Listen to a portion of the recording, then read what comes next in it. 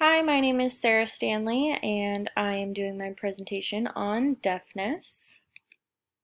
Some characteristics and defining factors. So the official definition of deafness from the Individuals with Disability Education Act is a hearing impairment that is so severe that the child is impaired in processing linguistic information through hearing with or without amplification, so with hearing aids or without. Some of these symptoms include muffled speech or muffled sounds, difficulty understanding words, trouble hearing, constantly asking people to speak up. Something else that we see is that people who are hard of hearing or deaf tend to withdraw from conversations and certain social settings that it is harder for them to hear, so if there's a lot of background noises and things like that. Some of the history about deafness is that the earliest skeletal remains were discovered by an archaeologist that date to over 10,000 years ago. They found this skeleton with some of the extra bones and makeup of ears that are consistent with people who tend to have hearing loss. Back in the 17th century is when they first used ear horns, which you can see in this picture over here, that helped to just make noises louder for them. And then in 1876, Alexander Graham Bell discovered telephone technology, and this is actually what led to the first electronic hearing aid. And then in the 1980s, William F. House created the first cochlear implant, which is a device that we see more and more used today. It is a hearing aid, but also an implant that is implanted inside the head with a magnet that sits on the outside with the hearing aid to better.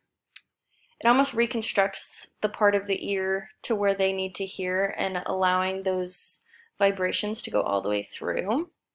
And then the first school for the deaf opened in 1815 by Thomas Hopkins Gallaudet.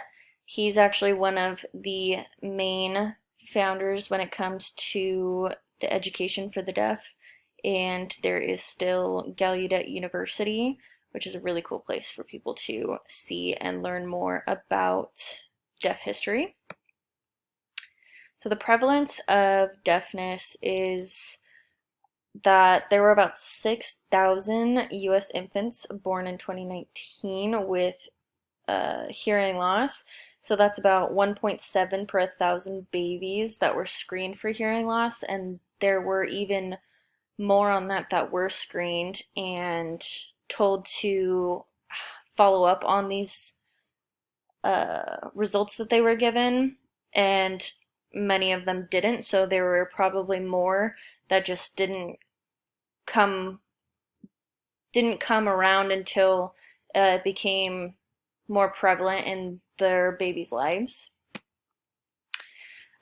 Two instructional strategies would be the seating arrangement in your classroom. So one of the main things when you have a student or multiple students in your class who are deaf is that you want them to be able to have a clear line of visual. So like with the student, the teacher, and the board, as well as if they have an interpreter or if they are lip readers, or if they are hard of hearing, so they need to be close to the teacher.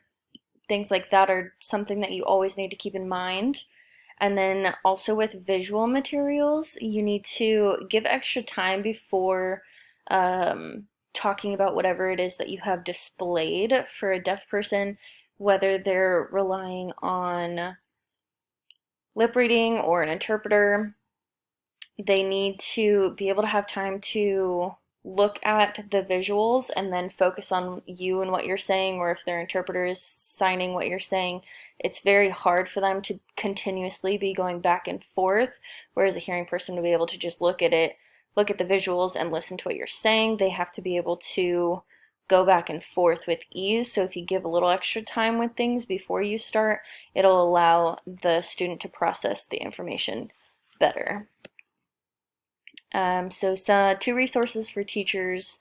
Uh, Both of these are just mainly information about what it is when you have hard of hearing or deaf students in your classroom, different strategies, accommodations, and the Nemers one. That one allows for just a little bit more background knowledge with some tips and information on their website.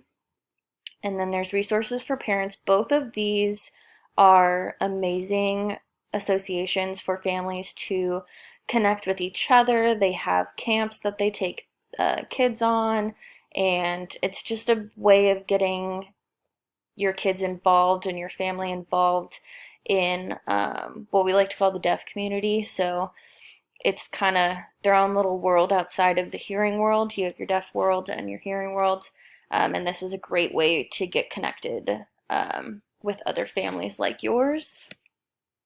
And then this is Works Cited and Works Cited Continued. Thank you.